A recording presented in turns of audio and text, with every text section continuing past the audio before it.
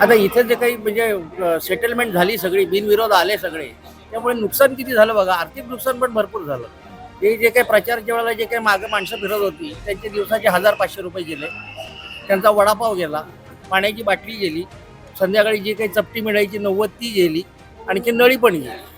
म्हणजे हे पण कार्यकर्त्यांचं नुकसानच झालं की नाही. त्यांचा पण रोजगार आहे तो. कारण हे जे काही मिरवणुकी वगैरे काढतात त्यामध्ये किती लोक असतात आणि ही सगळी भाड्याचीच असतात की. मग आता त्यांचं पण गेलं की सगळं आर्थिक नुकसान झालं म्हणायचं. कोण देणार भरून? अकोल्यामध्ये बीजेपीची सत्ता आहे ना, कारण त्यांचा एकनाथ शिंदे आणि हे लोक यांचं हे आहे ना, गठबंधन आहे ना, त्यामुळे हे लोकांची सत्ता आहे. हा कुठेतरी वाटतंय की ॲटलीस्ट वोटिंग व्हायला पाहिजे होती. वॉट एव्हर इट इज, चला ठीक आहे, त्यांनी जे काही कामं केली त्याच्यामुळेच ते आले आहेत. मतदानाचा हक्क आमचा आहे. आम्ही उमेदवार हे करू शकतो की तो नक्की काम करतोय की नाही हे आपल्यावरती डिपेंड आहे. आपण बघतोय ना, आपण त्या सिच्युएशन मधून जातोय, आपल्याला कुठे कुठे काय काय फेस करावं लागतं. नमस्कार, मी साधना राजवाडकर. हिंदुस्तान पोस्टमध्ये तुमचं सगळ्यांचं स्वागत. कल्याण डोंबिवलीमध्ये शिवसेना आणि भाजपचं पॅनल बिनविरोध निवडून आलंय.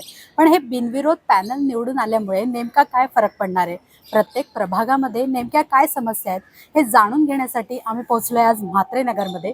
तर चला जाणून घेऊयात की लोकांना नेमकं काय सांगायचं आहे आणि त्यांच्या नगरसेवकाकडून काय अपेक्षा आहे. बिनविरोध जे उमेदवार निवडून आले त्याच्यामुळे त्यांना काय फरक पडणार आहे, चला.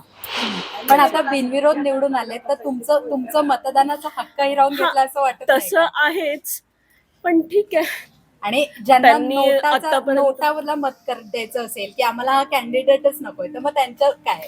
हा ऍक्च्युली तो एक बोलतात मायनस पॉइंटच आहे. त्याच्यावरती आपण काही नाही करू शकत, पण येस, त्याच्यावरती स्टेप घ्यावी सरकारने की असं नाही व्हायला पाहिजे. बिकॉज मतदानाचा हक्क आमचा आहे. आम्ही उमेदवार हे करू शकतो की तो नक्की काम करतोय की नाही हे आपल्यावरती डिपेंड आहे. आपण बघतोय ना, आपण त्या सिच्युएशन मधून जातोय, आपल्याला कुठे कुठे काय काय फेस करावं लागतंय. सो या ऑब्विस ते आहेच की आमचं मतदार म्हणजे आम्ही मतदान देणं हे आमचा हक्क आहे आणि आमचाच उमेदवार जिंकला पाहिजे असं आम्हाला वाटणारच. अकोल्यामध्ये बीजेपीची सत्ता आहे ना, कारण त्यांचा एकनाथ शिंदे आणि हे लोक यांचं हे आहे ना, गठबंधन आहे ना, त्यामुळे हे लोकांची सत्ता आहे. तुमचा जो प्रभाग आहे तर त्या प्रभागामध्ये बिनविरोध निवडून आले उमेदवार, तर हा. कुठेतरी तुमचा मतदानाचा हक्क हिरावला जातो असं हिरवला वाटतंय का? अगदी 100%, परंतु हे राजकारणामुळे आम्हाला काय करता येत नाही. पण मग तुम्ही आता म्हणालात की भाजप निवडून येईल, पण मग भाजपचे नगरसेवक कुठे कमी पडतायत या सगळ्या ह्याच्यामध्ये? कमी पडतात ना, हे लोक कमी पडतात म्हणून ते काय करतात, या पक्षातून त्या पक्षाच्या माणसाला घेतात, त्या पक्षातून त्या पक्षाच्या माणसाला घेतात. याचा अर्थ तुम्ही कमी पडताय. लक्षात आलं का तुमच्या? हे लोक कमी पडतात कारण याही काही लोकांची सेवा हे केलेली नाही.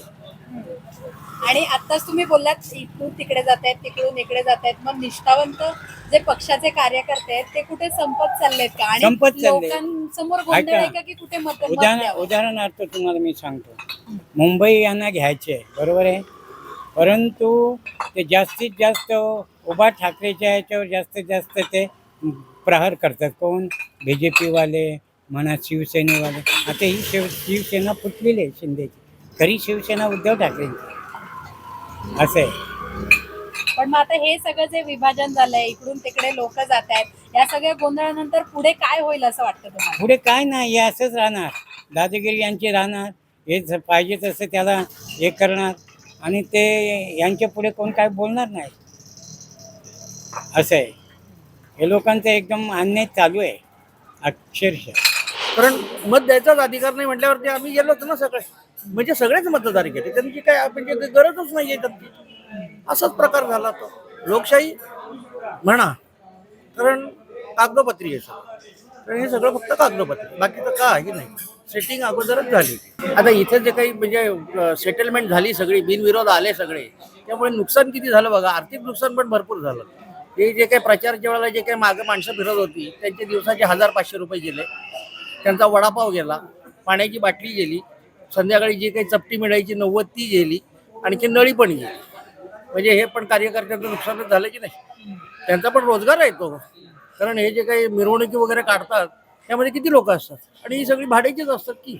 मग आता त्यांचं पण गेलं की सगळं आर्थिक नुकसान झालं म्हणायचं. कोण देणार भरून?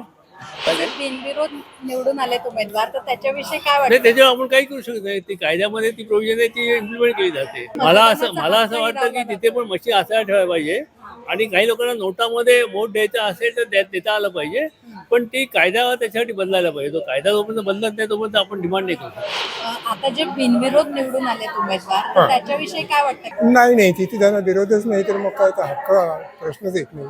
हा कुठेतरी वाटतंय की ॲटलीस्ट वोटिंग व्हायला पाहिजे होती वॉट एव्हर इट इज. चला ठीक आहे, त्यांनी जे काय कामं केली त्याच्यामुळेच ते आले.